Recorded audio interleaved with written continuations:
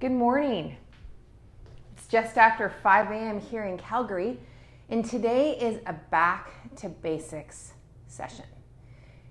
The reason I run these back to basics sessions is just to provide reminders about sort of the underlying principles of what it is that I do. And years and years and years ago, what I found is that for people who had back, SI, hip bursitis, knee, anything in the lower limb, that when I could help them clear up movement patterns in and around the hip, like how the leg bone moved in the pelvis, a lot of their stuff started to clear up.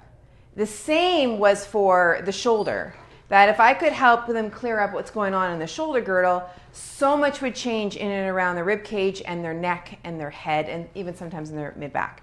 Then it was obvious that there was a connection between these two because I could help people free up through the shoulder girdle and their hamstrings and their knees felt better, or I would help them free up in their rib cage and their knees would feel better. And the same would go to as people got more stable through their pelvis, their jaw felt better and they started to have less TMJ issues. So the basis is that these are our largest joints. The leg bones and the shoulder joints are our largest joints. They have the greatest range of motion. They're also the area where we can get a lot of congestion, if we can use that word, and just areas that are just sticky and stuck.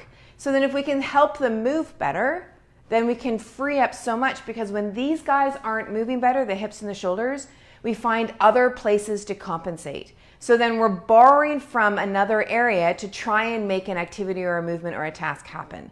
And we're making the whole system weaker when we do that. Now, a lot of people will recognize that they're weaker and then they'll make the assumption they have to go out and get stronger. And then they want to lift weights or they want to use TheraBands, which could work.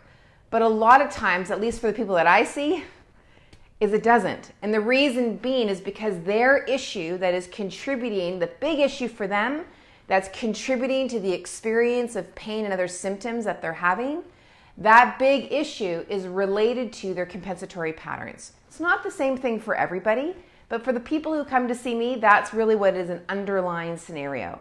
So that when I can help them stop borrowing from another area in order to get a job done, then they start to feel a whole lot better. Now, a lot of people will ask me, well, Susie, what about if you have persistent pain? Are you trying to tell me that when I'm out and about in the world that I shouldn't be compensating? I am not saying that. That is not what I'm saying. What I'm saying is when you're on your mat, I want you to keep your compensation as low as possible. The key is the reduction of it. It's not the elimination of it. All of us compensate. Every single one of us compensates. The tricky part here, or the trick is, or the key is, perhaps is a better word, is that when people who have persistent pain reduce their compensation, their pain goes down. That's my experience in my practice.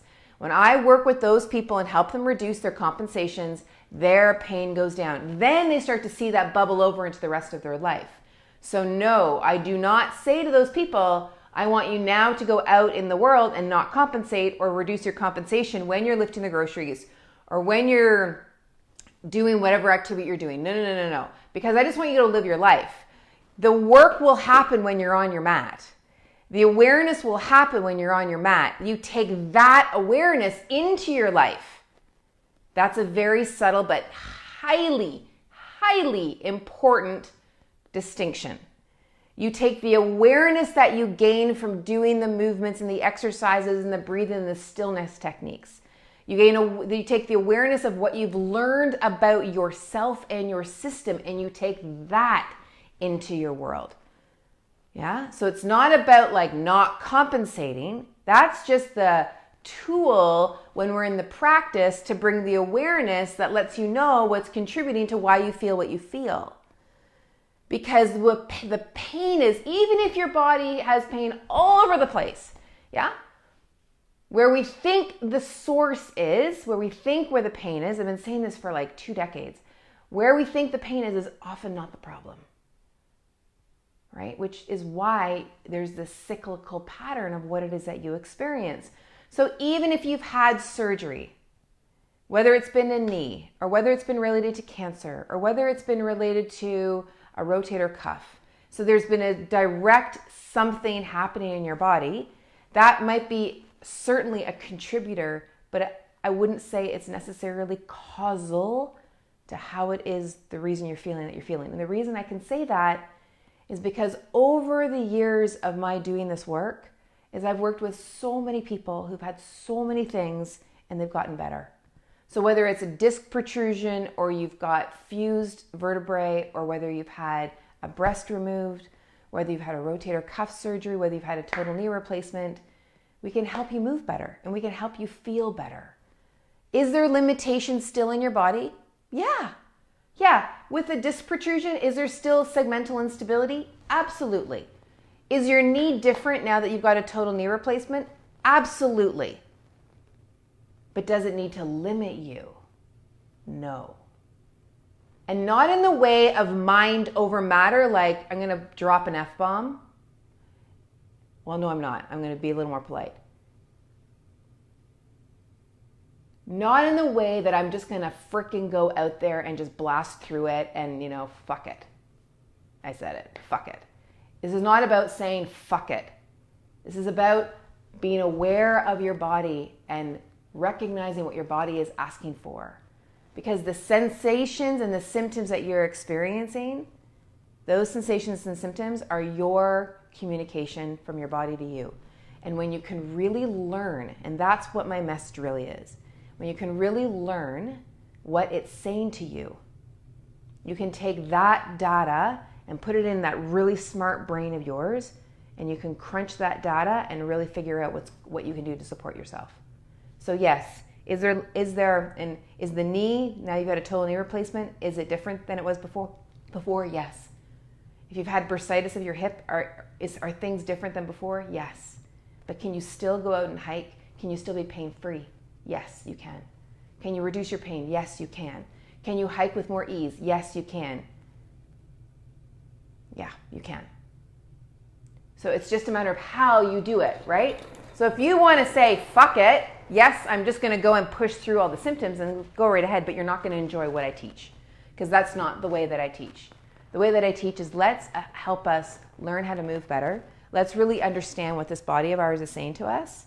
Let's get on board with our body. We don't need to get our body on board with us. Our body has been on board with us from the day we were born. We need to get on board with our body. Yeah?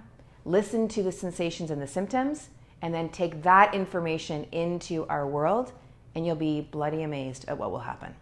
So with that, let's get into a few basics. I'm just going to check one connection on my iPad. Okay, good. All right, so where I'm going to do for this one is I'm going to actually flip around, and I'm going to go legs up the wall. Now I'm going to show it to you this way so you can see what it is that I'm doing, is that I'm going to take legs up the wall like this, and then I'm going to cross a leg over, and then I'm going to slide a leg down, okay? Now, you need to first be able to bring your legs up the wall. Now, if you find that you are unable to bring your legs up the wall, then you can be here, or put your legs over a chair, or you can be here. And then here, what I want you to do is just take your legs wide into butterfly. Yeah, just be here. So the feet are going to stay on the floor. You're going to come onto the outside edge of your feet.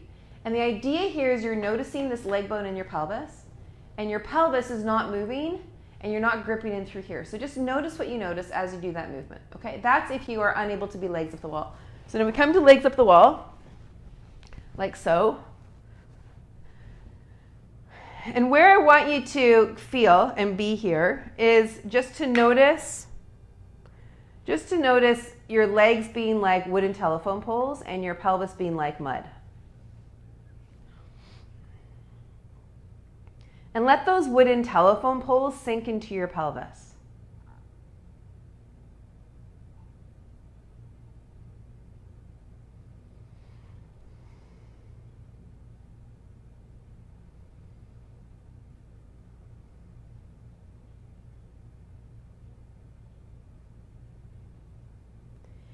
And then cross your right ankle over your left. And what I want you to notice is when you lift that leg off of the wall, can you do that without your pelvis moving? And can you do that without gripping in through your rib cage? And then cross that leg. So you're moving solely through that leg bone and the hip socket. And then you bring that ankle down towards the knee. Now, if you are having trouble doing this, you can keep your feet on the wall and just rotate your leg bone on the wall. So your heel's on the wall.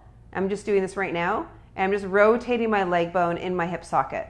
And so what I'm noticing is what my pelvis is doing, what my ribs are doing, what my jaw is doing. Anything else that's being involved in this movement that doesn't need to be. And then we're going to just let your movement become smaller. Let the movement become smaller and only move as far as it's just the leg moving in the pelvis. And remember, if you have to come out, then come on out and come into butterfly or put your legs on a chair. Keep thinking about your legs being like wooden telephone poles. And then bring your leg back up and let's go to the other side. So the leg lifts off the wall and then the legs cross. Now, sometimes people will say, well, I feel my lower back pushing into the floor when I do that. So notice if that's happening, and ultimately that's not what we want to have happen. We just want the leg bone to move in the pelvis and cross over, so it's just leg and pelvis motion, and then slide that leg down toward the knee. So wherever your back is, like your back is wherever it is when you're in this position, when you get into legs up the wall. From that position, I don't want it to change. That's the instruction. So if your back starts to flatten more in order to move that leg, then that's something to be curious about.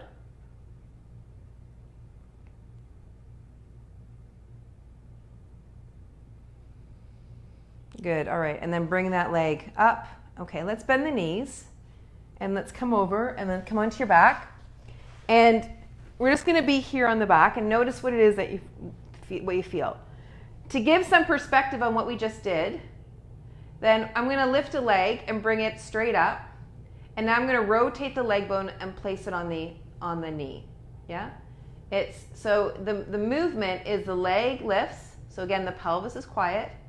The leg bone rotates. Again, the pelvis is quiet. And then the ankle is pressed. Now what some of you will notice is if you put your hands on your pelvis and you lift the leg, and you might feel, if you feel here your pelvis, then if that pelvis is moving, it's not the leg bone that's moving. So let me show you this if I stand here. So if I'm here and I'm bringing my leg bone up, the idea is I move my leg bone in the hip socket. But if I'm doing this instead, see how this joint here is not doing any movement? The reason my ankle is coming closer to my knee is because what I'm doing up between my pelvis and my ribs. So if you're someone who's got back pain or QL or psoas or something specific to here, I mean, it could even be further up the chain, but I'm making this one really obvious. You're doing a movement through here, which is really meant to be here. So that's a classic example of how we borrow from one area to try and make another area move better, and it's under our level of awareness. So it's not like your fault, right? It's just something that your body does and your mind does because you want to get a job done. So compensation is a really, really, really good thing. Like, thank God we compensate, or we wouldn't do anything.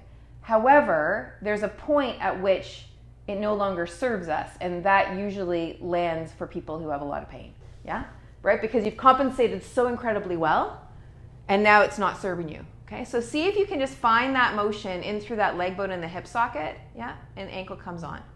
Good. And then let's go to the other side, and just notice what that one is. Rotate that leg bone. Good. And then come on down. And what I like to say about people, we all compensate, but like for my clients that I see, it's like the fact that you compensate and you've compensated so much just shows me how creative you are. So as I work with you, it's the work we do is actually incredible because I'm just building upon the creativity that you already innately have, and I just help you not compensate it. I help you channel that energy more effectively, so the energy that you use for compensation, you actually use to serve yourself better. Yeah? Because now you're more aware of it. Okay, so now let's bring that ankle down. Now you could just put your legs over bolsters right here, or you can straighten them out. You get a feel for what makes more sense in your body. But we're going to take the hands up to the sky. You're going to take the index finger and thumb tip together, and you're going to bend your elbows. So it looks like this. It's like the OK symbol here with the elbows bent. And then from here, I want you to imagine that you've got a string between your fingers, and you're pulling that string wide, and then bringing it back up, and pulling that string wide. So the elbow angle is not changing at all. You're moving through the shoulder joint. So just notice if your jaw wants to get involved, or your face, or your back, or your feet. Just be aware of what else goes on. So you'll notice what I'm doing here is I'm not just saying, okay, now we're going to do this exercise that's for your shoulders. No, that's not the exercise. The exercise is about noticing what else wants to be involved, right? So yes, we're doing a movement, we're helping with your shoulders, but what you're also noticing is, how is your back getting involved? How is your pelvis getting involved? How are your feet getting involved? What are the areas of your body that are getting involved that don't need to get involved? And quiet those down. See, that's where the power of this lies. Anybody can give you an exercise. You can do an exercise in many different ways, but if you're compensating a bunch by doing it, then how is it really serving you, right? You're just building upon the compensations that you already have. So it's not going to really serve you, but if you can pay attention to what your other body parts are doing and settle those out and do the movement, now the movement becomes more pure through that shoulder joint. Now we're getting somewhere. Now we're getting somewhere. Okay, so then the next one is your thumb tips are going to touch together like this, yeah? So it's like you're looking at two backward L's between your index finger and your thumb. Bottom of a rectangle is another way to look at it. Thumb tips are going to stay touching, and you're going to raise your hands to the sky and then bring the shoulders back. So you're just moving the arm up and down. Now sometimes what happens is the neck starts to go, or the ribs start to go, or you flatten the back, or you grip through your jaw, or you hold your breath. So just notice if any of that or anything else is happening. The movement simply is your arms are lifting up and they're coming back. So it's through your shoulders and your blades. Okay, so now from here, let's start to take the arms over your head. Good, and then come back up.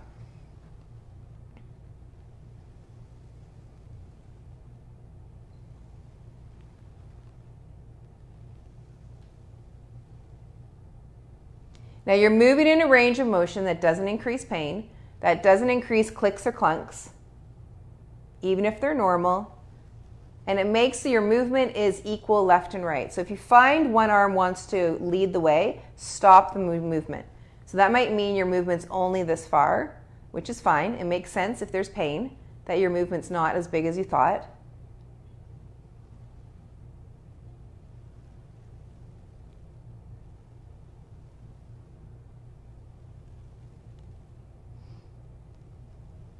All right, lovely. And then bring your hands onto your belly.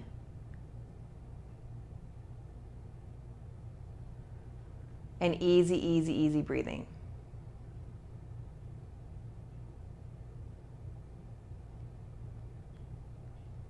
And see if you can feel your inhale and your exhale.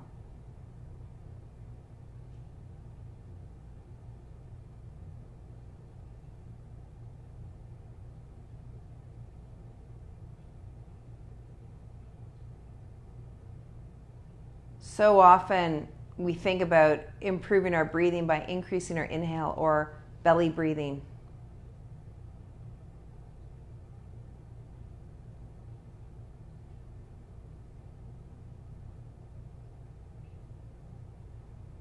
But because you belly breathe does not actually mean you're breathing well. It doesn't mean you're breathing badly. But just because you can push your belly out doesn't mean that you're actually getting good breath in.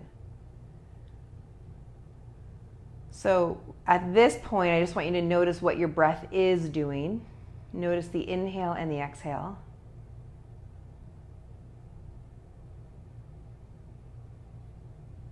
And notice where you feel it. So maybe you feel it in your belly, maybe in your ribs, maybe through your nose.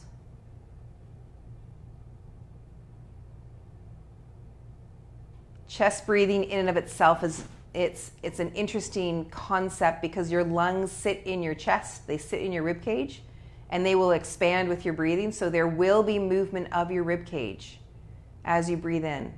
Your rib cage has to move along with that diaphragm, so you will see movement up in your chest. So it's this full body breathing that is what happens when we breathe.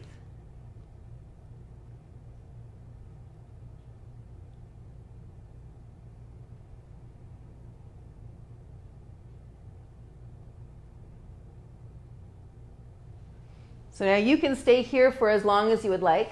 What I recommend that you do as you're playing around with this is notice what it is that you've noticed in this practice.